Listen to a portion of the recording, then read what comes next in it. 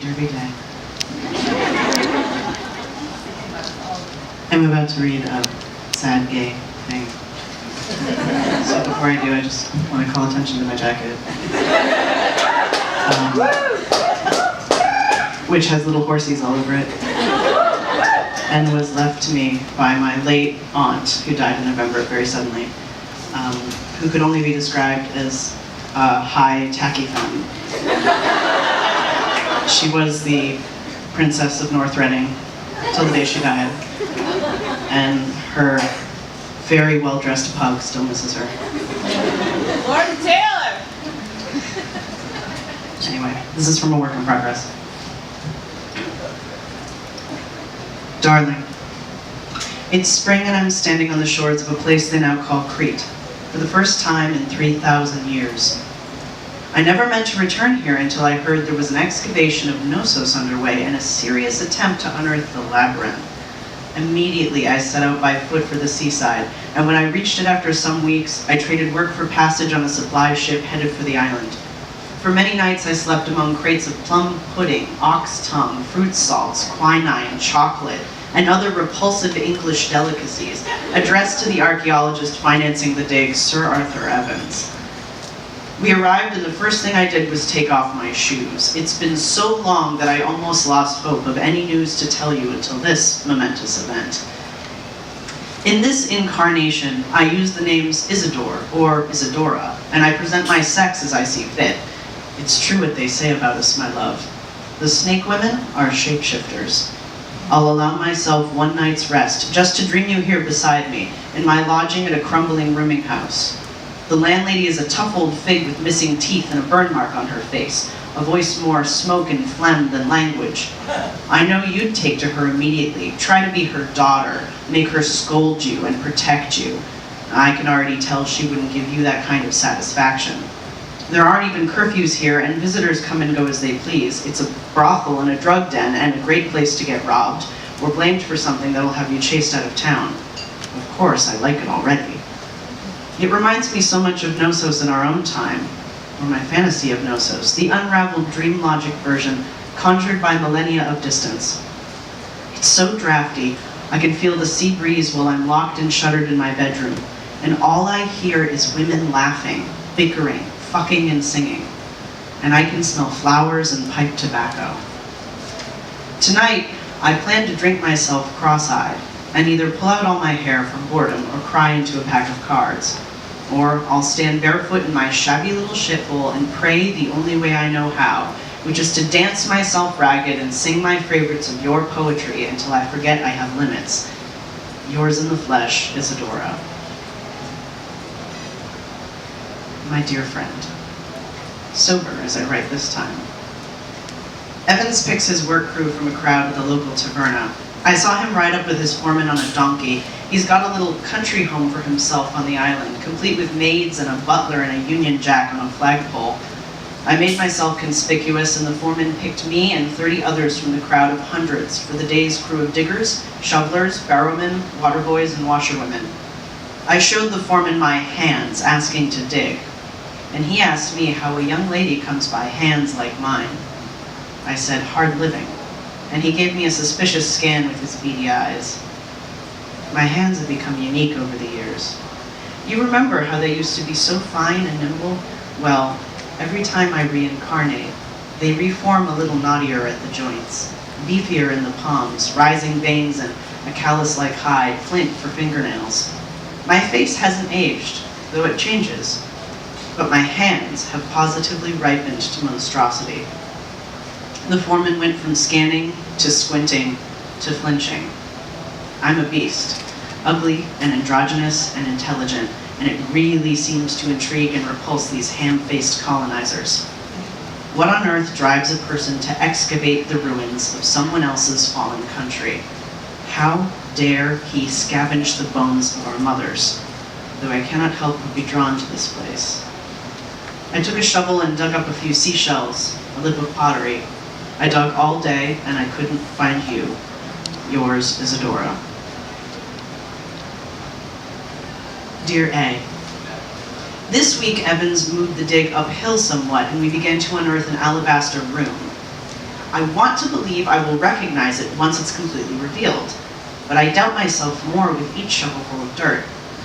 I've been fighting for so long to prove that our childhoods really happened in a place that really existed, and now that I'm faced with the evidence of that existence, it doesn't look a thing like I remember it. You've been robbed time and again of your narrative, and here I thought I might finally set the record straight, but I'm as unreliable a narrator as this Englishman. All of this is about his own need for a giant dark mother goddess. I feel like you would get that about him.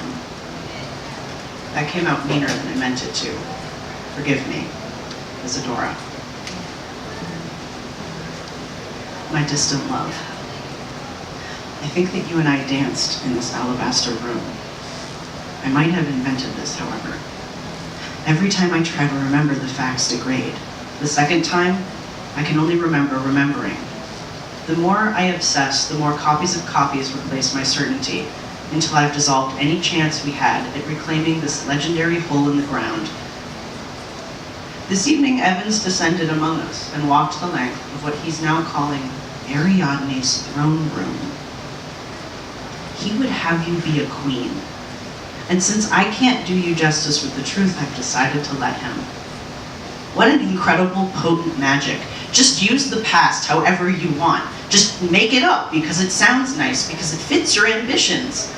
Well, I can do magic too. A spell to locate the grieving. Look for someone writing letters they can't send. Sincerely, Isa. Oh, Ariadne. You can grieve for the possible futures you eliminate by making an important choice, even when your choice is undoubted. Choosing is extremely powerful magic. Its power derives from the death of what is not chosen. As a practitioner, Kita told us, do not take for granted that all power derives from death unless you are a god, and you are not a god. Tonight I lay down on my bedroom floor and set myself into a trance. My mind refracted into triplets, 3 impulses, to die, to live, and to multiply, and my body began the cycle. My nerves burned, my blood boiled, and my skin sweat and thickened. My heart became like a hard thing, like a tumor, and then like a stone, and then it knocked against my softening bones. Then it grew into a whole fresh version of me. I am newly born out of myself. I am weak except for my hands.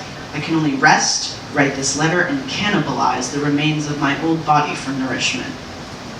The serpent is eternal, Ariadne. The serpent lives on the arms of the goddess, just as we have her likeness written onto our arms. She graces us with a precious magic, with the knowledge that life is not the opposite of death. Death is a white-hot, piercing absence, and birth, a rich, black mulch of abundance, and living, a difficult prism of color that I never got to share with you beyond our little stain of time together. From my open window at sunrise, I see the volcanoes to the north and the boats coming into port under the pink dawn, the whole mile-wide sky like a sheet of lush marble above the island. We were newly initiated and my tattoos bled and scabbed, and I picked at them with no sense of shame. You took me by the wrist before I could scratch them again. Snake woman, you whispered. You'll be flesh rot woman if you don't stop.